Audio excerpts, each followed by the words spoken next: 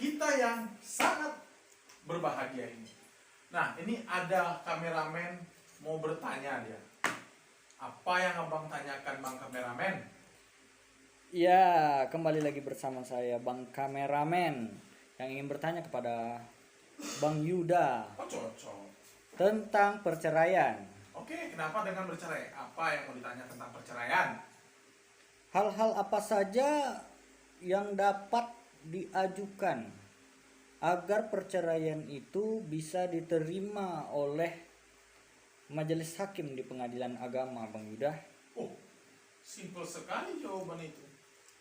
Hal-hal apa saja yang menjadi dasar-dasar untuk terwujudnya suatu perceraian di pengadilan? Gitu? Ya. Perceraian apa nih? Muslim, non-muslim atau gimana? Muslim. Muslim. Ya. Non-muslim masuk juga? Boleh juga. Boleh juga. Jadi begini, ya. Di dalam undang-undang perkawinan, ya kan, nomor 1 tahun 1974, yang saat ini telah diganti oleh Undang-Undang nomor 16 tahun 2019 tentang perkawinan. Oke. Jadi dasarnya di situ dulu. Nah, syarat untuk bercerai ini diatur oleh peraturan pemerintah nomor 9 tahun 75. Jadi inilah menjadi pondasi-pondasi dasar-dasar untuk bercerai. Apa itu? Ada 6 hal. Yang pertama, seseorang baik laki-laki atau perempuan dapat mengajukan cerai dengan 6 hal ini. Nah, ini harus terpenuhi. Salah satu saja. Kalau semua-semuanya boleh juga. Yang satunya zina, mabuk, judi. Jadi apabila salah satu pasangan kita berzina, mabuk, judi, narkoba, itu kita bisa minta cerai. Itu yang nomor 1, ya, yang pertama. Alasan yang nomor 1. Alasan yang nomor 2 adalah apabila salah satu pasangan kita tanpa izin meninggalkan kita selama 2 tahun berturut-turut. Itu, Bang Ucok. Yang ketiga, ya kan? Apabila pasangan kita salah satunya dari kita, misalnya istri saya atau saya sebagai suami, dipenjara lebih dari 5 tahun, di atas 5 tahun, jadi kita bisa ngajukan cerai. Yang keempat, pasangan kita sering berbuat penganiayaan berat atau KDRT atau suka menganiaya anak, jadi tidak pantas jadi tauladan lagi, itu bisa kita minta cerai. Yang kelima adalah cacat badan. Cacat badan itu banyak, bisa mungkin kakinya pontong atau impotensi, atau dia mandul, atau dia sudah tidak bisa lagi melaksanakan kewajibannya sebagai istri atau suami yang baik. Yang keenam, ini yang paling familiar yang sering dipakai dalam perceraian. Pertengkaran terus-menerus antara suami istri yang tidak bisa dirukunkan lagi. Jadi 6 hal ini menjadi dasar untuk memasukkan 6 hal ini, salah satunya atau sebagian atau seluruhnya jadi dasar gugatan. Begitu Abang Wildan. Ada pertanyaan lagi, Bang Kameramen? Ya, saya ingin bertanya kembali. Apabila salah satu syarat tersebut tidak terpenuhi, apakah perceraian tersebut dapat berlangsung atau perceraian tersebut dapat diputuskan oleh hakim, Bang Yuda? Salah satu maksudnya, itu kan saya bilang tadi, di dalam PP nomor 9 tahun 75 itu, dari 6 syarat itu salah satunya aja boleh. Oh, dari Salah salah satunya satunya saja boleh ya. Nah, makanya saya bilang pasal ke-6 itu pertengkaran terus-menerus sering dipakai orang. Contohnya bertengkar sama suami, masalah uang, masalah dia sering keluar malam, dan lain-lain. Itulah masalah yang sering dipakai itu. Biasanya nomor 6. Tapi ada juga orang mengajukan gugatan karena telah ditinggalkan 2 tahun berturut-turut, ada.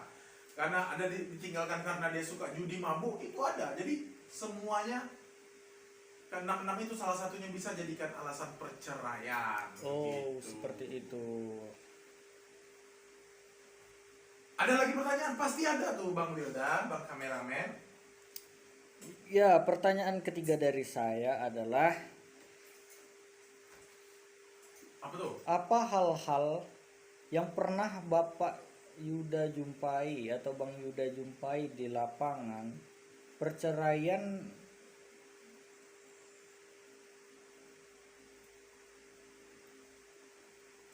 Ayo pikir terus, pikir. Apakah ada hal-hal yang dapat ditolak oleh hakim? Itu dia ini. Ini pertanyaan yang saya tunggu. Kenapa dari setiap kita gugatan cerai udah masukkan 6 alasan itu salah satunya, tapi ditolak oleh hakim, betul kan? Ya. Karena setiap gugatan itu perlu pembuktian. Ketika keyakinan hakim kena berdasarkan undang-undang keyakinan hakim bagaimana cara dia memutus suatu perkara itu, maka dia tidak bisa mengabulkan permintaan kita. Permintaan kita ketika bercerai adalah putusnya perkawinan, kan itu. Tapi kita tidak bisa membuktikan apa, misalnya jadi salah satunya ya, misalnya zina, mabuk, judi. Buktikan dong dengan surat narkoba atau saksi dari tetangga menyatakan dia sering zina, sering mabuk, atau ada rekamannya, itu masukkan jadi bukti. Nomor 2, meninggalkan 2 tahun berturut-turut. Bawakan orang tua kita, bawakan tetangga kita untuk menjadi saksi bahwa dia 2 tahun nggak pulang-pulang. Yang nomor 3, dipenjara 5 tahun. Misalnya suami kita atau istri kita dipenjara oleh pengadilan negeri karena mencuri, karena jual narkoba, atau karena membunuh orang lebih dari 5 tahun. Kan nggak mungkin kita nunggu. Kita bawa putusan pengadilan itu, jadikan bukti. Maka hakim akan memutus itu. Nah, kalau misalnya KDRT, lebam-lebam kita atau pernyataan tetangga yang menyatakan kalau kita dipukul, dianiaya, diinjak-injak, misalnya istrinya sering ditampar gitu.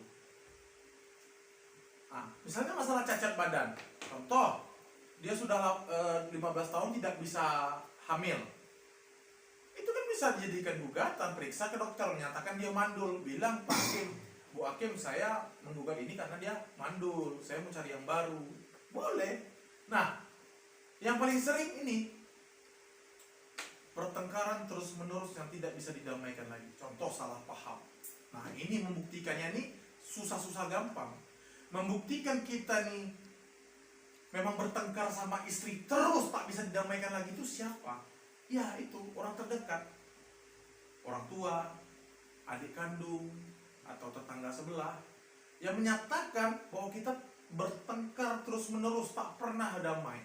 Sering lempar-lempar piring, masalah lah karena sabun, masalah karena uang belanja kurang, masalah ekonomi, masalah ini, masalah itu, dan lain-lain. Pokoknya semua dari 6 alasan tersebut harus dibuktikan sesuai dengan gugatan. Jadi kita kan Bang, kalau gugat itu kan ini nih Bang, ini gugatan kasihkan ke majelis hakim. Gugatan tuh minimal ada yang 6 itu, dari dalil 6 itu yang ditujukan ke hakim. Nah, setelah hakim bilang tolong buktikan yang kau bilang dia bertengkar, kau bilang dia berzina atau apa, itu dibuktikan dengan membawa saksi dan bukti-bukti. Itu Bang kameramen. Oke, dalam hal ini saya sudah cukup memahami apa yang dimaksud dengan perceraian itu sendiri dan bagaimana tata caranya. Oleh sebab itu, saya sudah cukup merasa puas. Kalau tata cara Bang Wildan, cara mengajukannya ke pengadilan aja, buat gugatan ke pengadilan. Tapi bagaimana supaya gugatan itu dikabulkan